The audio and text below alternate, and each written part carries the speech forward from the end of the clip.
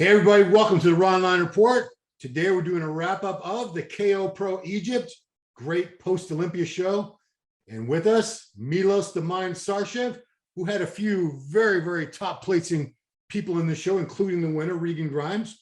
So I'm going to turn it over to you, Milos. You were up all night watching this live stream, yes? And talking to your clients. Yes, I was up all night, so excuse my look. I mean, I'm delirious because I had so much coffee. Initially, it's supposed to start at noon, which was 9-hour difference, so it would be like 3 o'clock my time.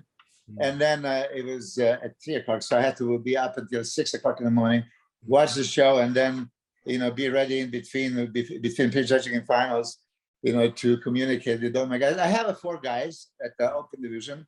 Yeah. 3 of them made the top 4, as you probably know. So, it was a good weekend. But let's start from a couple of things that we talked about a week ago from Reno's show. I did mention that for me, Regan Grimes has all the tools to be a really super spectacular top Olympia competitor. And we created a project, Mr. Olympia, that we have to take the title the next 3 years. Wow. I know that some people, think I'm out of my mind, but I look at him as a complete package, tall, perfectly structured, quality muscle insertions, striated. He just needs a little bit more volume. Yeah. And speaking of that, I mean, many people saw him winning. With all due respect to Sean Clarida, right? Yeah. What I was mentioning even to you, how can you rate Sean Clarida next to Big Ramy or anybody else if you project that height into their height, and then which many people right now are doing it on the internet. They compare Sean to anyone, and Sean comes as a granite hard, super conditioned. It's super balanced. The only thing is a little narrow, but he would give run for money anyway. Yeah, I just think that Regan, being like so much wider, taller, more muscular, 80 pounds heavier. Yeah. That he could have taken. But fast forward to this one, now people don't realize what Regan has to go through. The contest was finished Sunday. Monday, if you remember, we did a wrap up, and I was going to tell you that from the airport, Regan was going to be with me on your show. Yeah. But then they lost their flight, and there was like 2 connections, one in Denver, one in Germany. So he ended up on a 36 or 40-hour journey, to Dubai. You can imagine, with everything happening, no sleep, no peaceful life. He had all the meals, so thank God. Thank God. But going into the Dubai, and he had to be in a boot, work the boot 2 days in a row from 12 to 5, right? So it's absolutely not normal schedule for people to appreciate what he pulled it off, so I'm delighted that he managed to win. Of course, I'm sad, same for my other competitor, Samson Dauda, who is now for the 3rd time in a row top 3. Yeah. And he does believe that he could have won all 3 shows, including today. He could have gone really either way. Judges were going for that symmetrical aesthetic look, more towards Regan, not towards Samson. Samson has also a very aesthetic physique. He was greatly conditioned. He was more conditioned than actually people can realize on the live stream for whatever reason. I mean, a little bit darker skin. Yeah. Under the lights, sometimes it go to their favor, sometimes not, because I watch him like every 3 hours from a hotel room, and he was unreal. I mean, dry to the bone, separated, everything is there. So I knew there was a contest between Samson and Regan, with possibly Mohammed El-Imam, my guy as well, and Mohammed Shaban. Yeah, that we couldn't ignore, because Mohammed Shaban, for me, really shined at the Olympia. I don't know where he placed, 9th or 10th. Boy, it was somewhere. He was in top 10. I know he was somewhere there, and I saw him even higher. And my all respect goes to Mohammed. He did just about, almost every show this year. He was constantly competing. And honestly, I thought there's no way he's going to be in shape because it's a long season. But then I rewind the film, and then I did every pro show that was organized. As I turned pro, first 2 years, 91, 92, whatever was organized, I entered. And then later on, I did also 97, 99, my really last year as a successful pro. I did every show, whatever was organized. And Shaban delivered. I mean, let me tell you. So if you watch the prejudging, did you? No, I did not. No, you didn't. Oh, yeah, I watched the prejudging in great detail. Yeah, they put Regan straight in the middle, never touch him from there. And Samson is to his right side, which is usually by positioning, you understand, first, second, third, fourth, fifth. Yeah. So he was in that second position. And Mohammed El Amam was in third. So initially they didn't really see Shaban Mohammed contender, but then they keep moving him forward. And let me tell you, those legs that he has was spectacular. And then he was hardening up when shape was getting better and better. He's one of those guys that has that fullness and has a shape.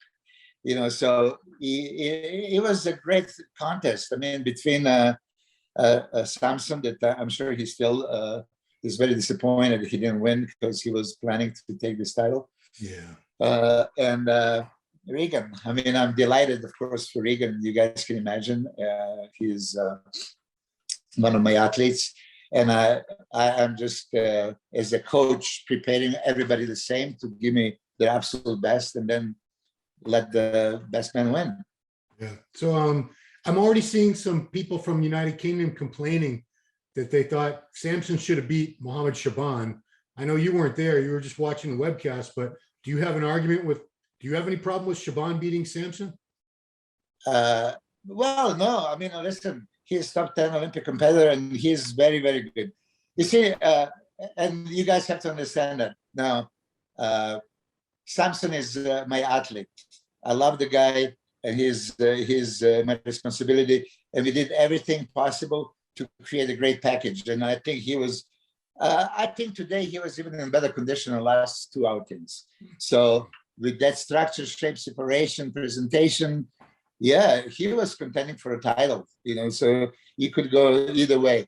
Shaban somehow got sneaked in at the prejudging, which I told Samson, he maybe didn't actually agree that he didn't have enough oil, and which I've seen a few times, and darker skin and oil, you could not appreciate his conditioning. So he didn't really pop like he would normally. And differences can be like so minuscule. I mean, for me to say, oh yeah, Samson deserved to beat Nathan Diasha for sure. Yeah, I think that he did, but Nathan beat him.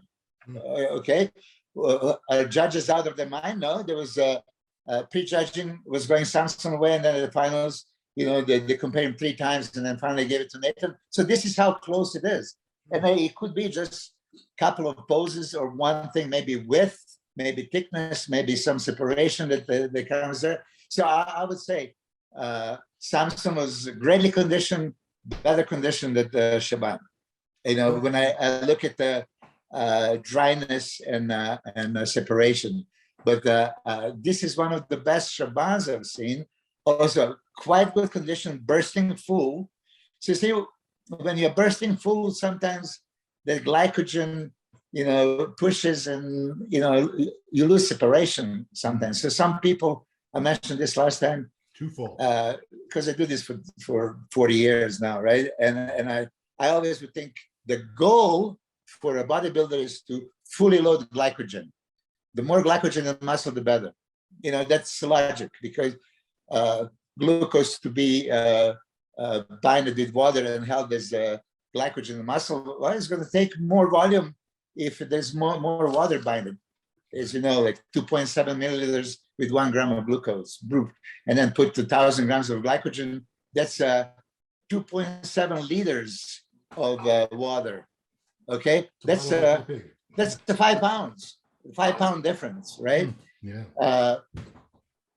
That's how I look at it. So Shaban, by all means, was very, very competitive, and he could have gone either way. And then I have to mention the fifth guy, Mohammed Foda. I know him as the Foda, but I guess last name is Taha. Taha, T-A-H-A is what I see. Yeah. Yeah, and yeah, he was working with me briefly before, and he switched to Honey Rainbow, and he was in good condition. He has a very good structure, very good shape. I think this is his pro debut, and if I'm correct, this is great pro debut. Very good structure, good conditioning, shape is there, you know, but there are little different levels to the game, you know, so many times people get depressed. Regan was 15th at Olympia, right? He just beat the, you know, top 10 Olympian, and he beat it last week.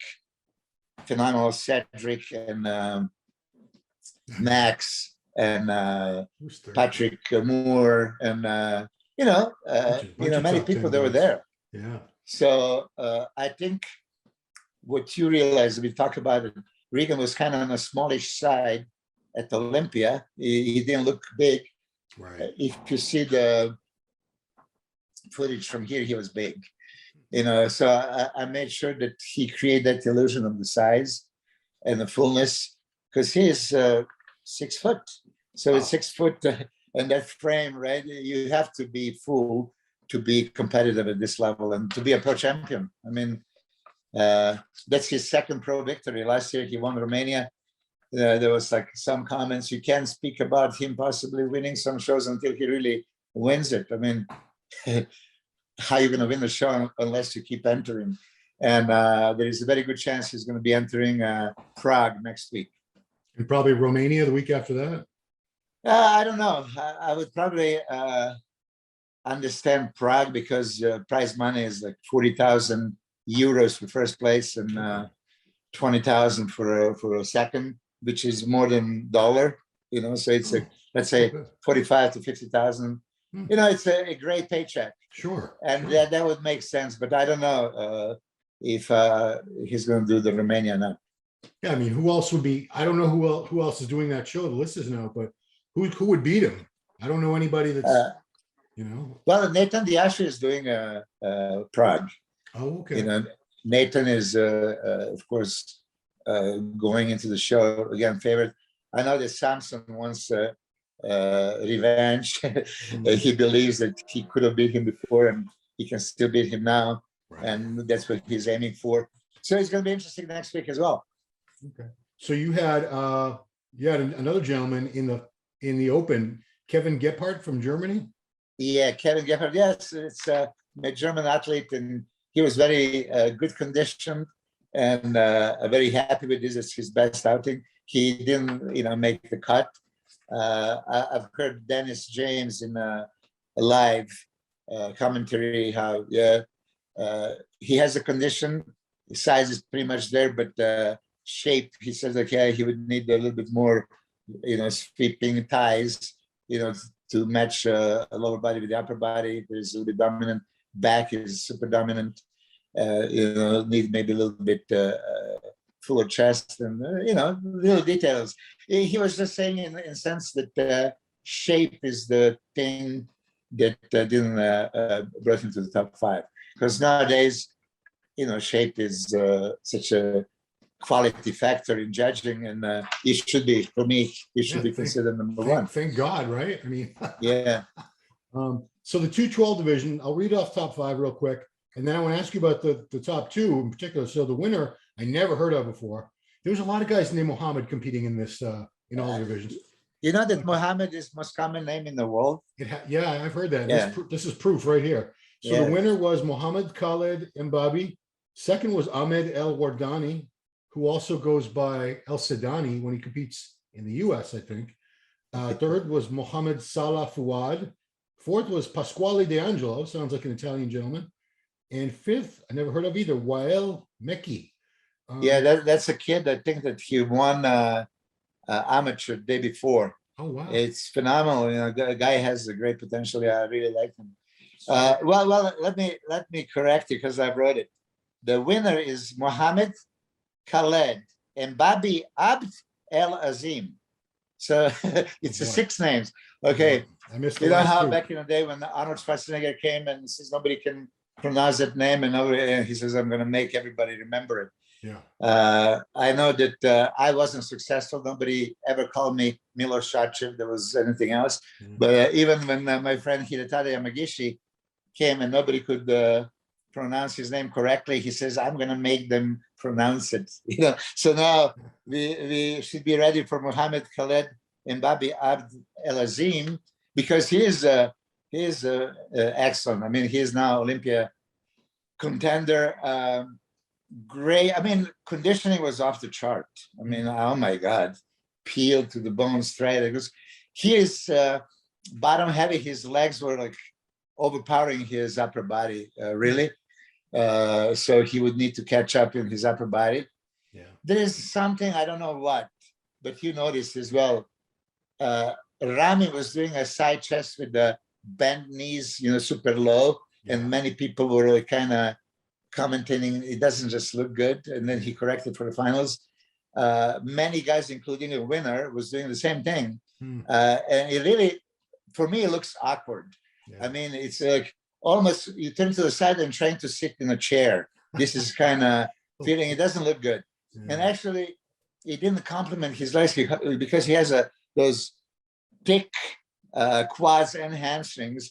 And actually, in that position, he kind of looked lengthy. He didn't even look that good. Wow.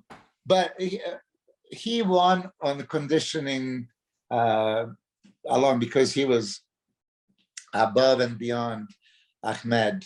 I mean, I've seen Ahmed compete 4 or 5 times this year, and he never really nailed the condition. For me, he has most phenomenal structure and shape. I love his shape.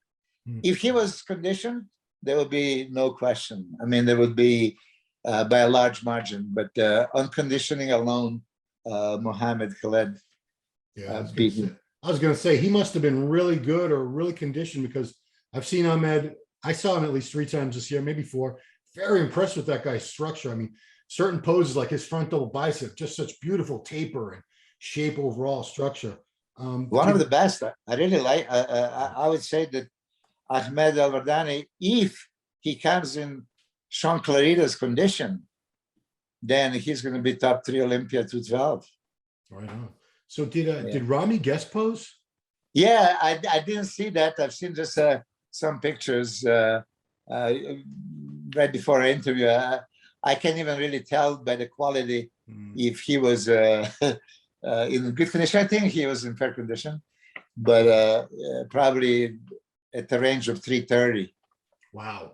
Because I mean, he was putting up some pictures last week, and people were commenting that he looked better than he did at the Olympia, which, you know, I've seen that happen to a lot of guys. Once the pressure of the show is over and they sort of relax, they do look a little, they fill out, they get that cortisol diminishes, all that stuff. And see, some of the guys like Rami, maybe, when he gains this initial 20, 30 pounds, he doesn't change so much in the quality. I mean, separation, kind of tightness is about the same. For me, I'm sure that Chad and Dennis is going to address that. Rami would need to improve that lower lats, you know, get his back in general a little tighter, more striated to match other guys. Chest, for me, is still not that, you know, chiseled, striated, fibrotic. So these are kind of things. But that size is, you know, going to be probably impossible to take over. And some people say as long as he competes, he's going to keep winning if he comes in a condition, because he's beating the guys on the size, not on conditioning, right? Sure. So I'm going back to what you said very early in this wrap up. We talked about Regan and your 3-year plan to make him Mr. Olympia. We'll talk about that when I want to get you and Regan on together when he gets back. But why would people think he can't be Mr. Olympia? Because I don't see all he needs is a little more size and fullness, as far as I can tell. I don't see weak body parts, his structure. I don't see structural problems. I don't see anything that would prevent him from winning the Olympia. So why are they, what's their critique of him? What are they saying is wrong with him? You know, you have so many miserable, jealous Haters. experts, haters, yeah, which are really nothing but jealous fans that, you know, later they can convert. And we are planning, you know, to convert all these haters. When they say, oh, he is too small, he is classic physique, he's already 30 pounds heavier than classic limit. So it's kind of insulting to hear these kind of things. Yeah. He was 260. He was 254 at Reno show. He was like 260 this time. Yeah, I filled him up a little bit more. Maybe conditioning was not exactly the same. You know, I must be a little bit critical. I tried to push as much glycogen as possible, and I've seen that maybe I kind of, you know, push it to the limit. But shape, for me, he has the most favorite, my favorite shape of all. Nobody would have that kind of aesthetics. I mean, I would test 1 million people, okay, and put the picture of all the bodybuilders and say, who would you like to look like? And 900,000 would point at him. Yeah. You know, I have that feeling because he has that beauty about, you know, man's athletic, muscular physique and wide clavicles, super small waist joints. I don't know if you pay attention to his calves. He has a phenomenal calves. Then he has a phenomenal hamstring glutes. I mean, those ropes, you know, like all over the place that can be absolutely freaky, you know, when he is in a top condition. Yeah. Then he has lower lats insertions and thickly muscled lower lats into the fibers. He does that thing when elbows goes back, like Sean Ray and exactly Dorian Yates, Flex Wheeler, and you can see every fiber. But a characteristic for him, he can have those fibers go all the way up to the traps. Wow. You know, so I really, I can't wait to see what we can really do with the full year of training. His chest is striated. He needs a little bit more size, a little bit more fullness. We need bigger arms, more peaking biceps, more separation of, you know, bicep, tricep tie-ins and brachialis. Yeah. So this is now paying attention to a detail. But to answer your question, why would people think he cannot win Mr. Olympia? Oh my God. Yeah. I've seen Gunther Schirkan before and said there's no way that he could be a contender. I had never thought so. And then he almost did. And I've seen Jay Cutler in 1996. Yeah. And if somebody would tell me, okay, I'll give you $10 million, just guess he can win or he cannot win, I would bet in no way. That's really, and I tell him this, I'm not even embarrassed. I'm kind of like supposedly into this business. I should know and be kind of expert. I didn't see it coming. And because for me, that wider waist and structure that he had wasn't Mr. Olympia caliber. He can be very successful pro, sure, like Marcus Rule, for example, back in the day, monster, but he never was considered to be there. But then Jay just shaped himself into Mr. Olympia, dominant Mr. Olympia winner, because if you think about it, 4 times he won, and what, 4 or 5 times he was second? Yeah, I think it was so. Just imagine it. Yeah, wow. Yeah, he was second to Phil, he was second to Ronnie. I don't know how many times. Yeah, I think 4 or 5 times to Ronnie, once to Phil. So that, imagine that. So he could have had most Olympia titles if those second places are converted.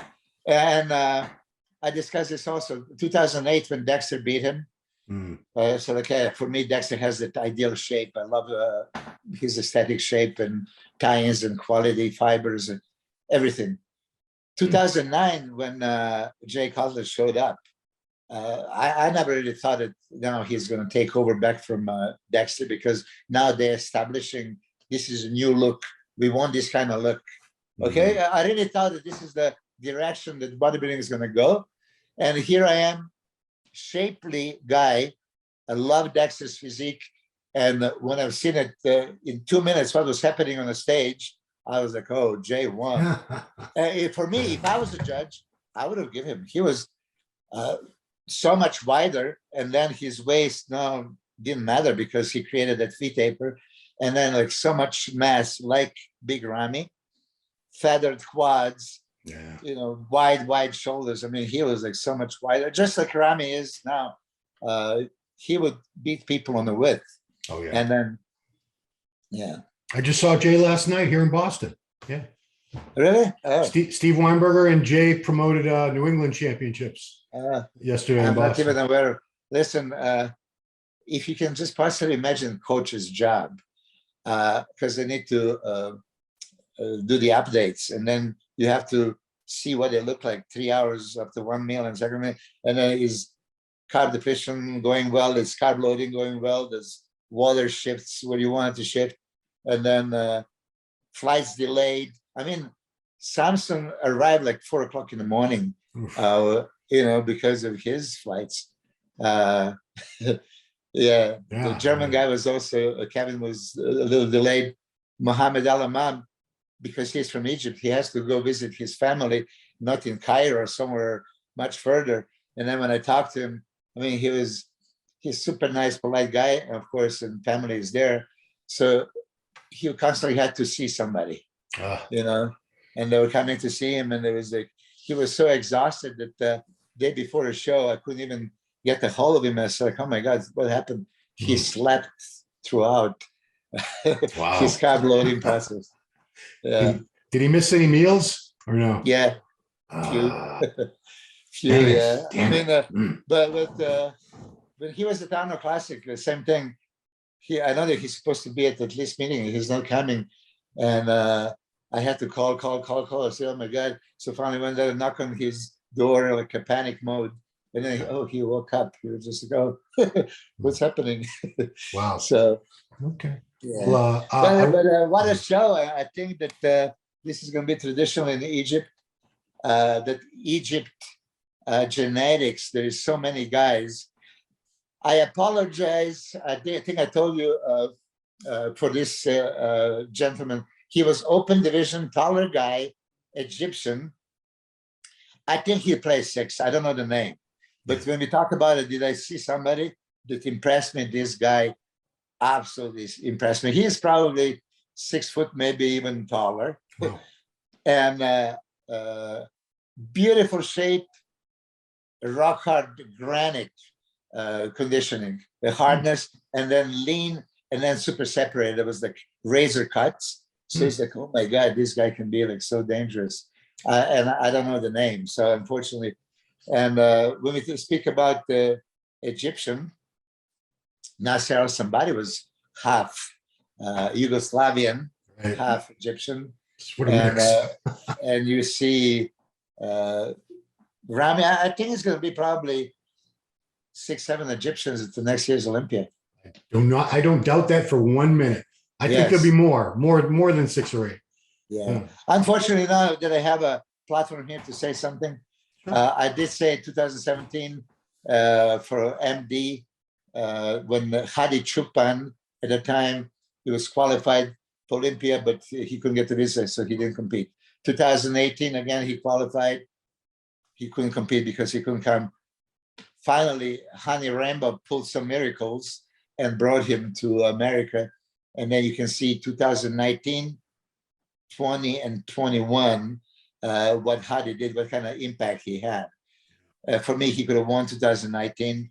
There's argument he could have won this year on conditioning and completeness. Well, the reason why I'm saying this, there is so many Iranian bodybuilders. 3 were listed for this show. I had another guy, Behruz Tabani, that's supposed to compete.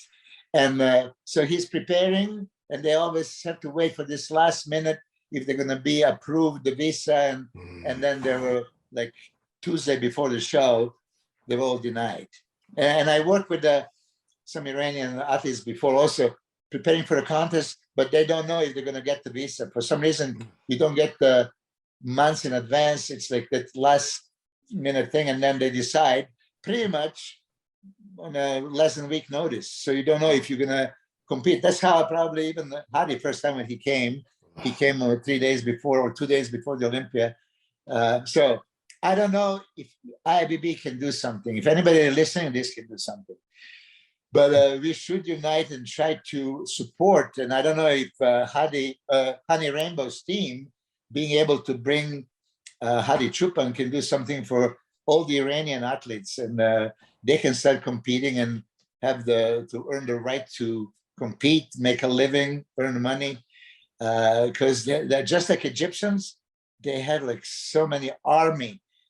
King Kamali can tell you more than me, probably. Yeah. Army of bodybuilders that would do so much damage. Okay. Well, hopefully, if anyone's listening that can possibly assist in that process, please help make it happen. Yeah. So when Regan gets back, I would love to have you and Regan on together, talk about this partnership, the teaming up, because I'm excited. I think this is I've been waiting on Regan for a while, but we'll talk a lot more about it when Regan's back and rested. He's going to be in training camp in Las Vegas, Nevada with you very, very soon. Yeah. Yes. See, the plan tomorrow, Logan Franklin is coming here. Oh, wow. He's coming here for 5 days. And plan was that Regan comes here on Tuesday.